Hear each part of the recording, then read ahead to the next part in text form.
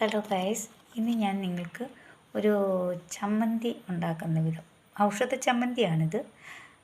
ഇതെൻ്റെ അമ്മ എനിക്ക് ഞങ്ങൾ കുട്ടികളായിരുന്നപ്പോൾ അമ്മ ഞങ്ങൾക്ക് ഉണ്ടാക്കി തന്നിട്ടുള്ളത്. ഞങ്ങളുടെ പാരമ്പര്യമായിട്ട് ഞങ്ങൾ ഈ ആയുർവേദം പച്ചമരുന്നുമായി ബന്ധപ്പെട്ടവരായിരുന്നതുകൊണ്ട് എല്ലാത്തരം പറമ്പിൽ കാണുന്ന എല്ലാത്തരം ഔഷധ സസ്യങ്ങളും അടുക്കളയിലുണ്ടായിരുന്നു.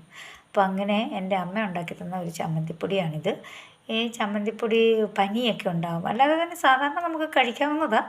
എങ്കിലും പനി ഇങ്ങനെയുള്ള കാര്യങ്ങളൊക്കെ ക്ഷീണിച്ചൊക്കെ ഇരിക്കുമ്പോൾ ഈ ചമ്മന്തിപ്പൊടിയും കഞ്ഞിയും കൂടെ തരുമ്പോൾ നല്ല ടേസ്റ്റാണ്, നല്ല രുചിയാണ്. അതായത് അത് ഇപ്പോൾ നിങ്ങൾക്കറിയാവോ എന്നറിയത്തില്ല, കുടകൻ ചമ്മന്തി എന്ന് പറയും. ഇതാണ് കുടകൻ കണ്ടോ, ഇതാണ് കുടകൻ. ഈ കുടകൻ്റെ ഇല ഇത് കണ്ടോ കാണാവോ, നിങ്ങൾക്കിപ്പം കാണാവോ? ഇതാണ് ഇത് കണ്ടോ കുടകൻ.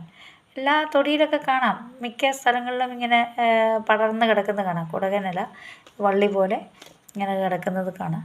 അപ്പോൾ ആ കുടകനില ഉപയോഗിച്ചാണ് നമ്മൾ ചമ്മന്തി ഉണ്ടാക്കുന്നത്.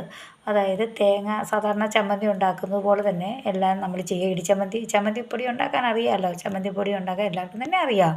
അപ്പോൾ ആ ചമ്മന്തിപ്പൊടിയിൽ ഈ കുടകൻ്റെ ഇലയും കറിവേപ്പിലയും കൂടി ഇട്ട് ഉഴുന്ന് കഴുകിയെടുക്കണം. ഉഴുന്നും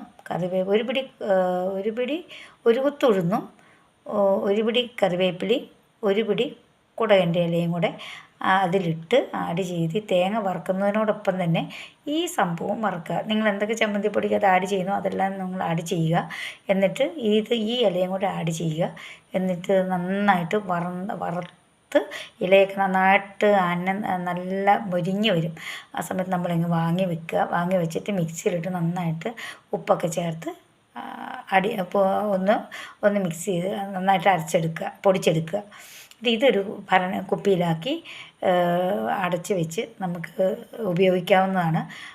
എല്ലാവർക്കും ഉപയോഗിക്കാം. നല്ലൊരു ഔഷധ ഗുണമുള്ള ചമ്മന്തിപ്പൊടിയാണ് ഇത്. നിങ്ങളതൊന്ന് ചെയ്ത് നോക്കൂ.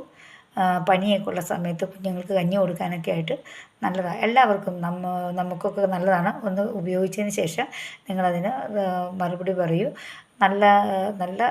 നല്ലൊരു ചമ്മന്തിപ്പൊടിയാണ്, നിങ്ങൾ ഉപയോഗിച്ച് നോക്കൂ. ബൈ.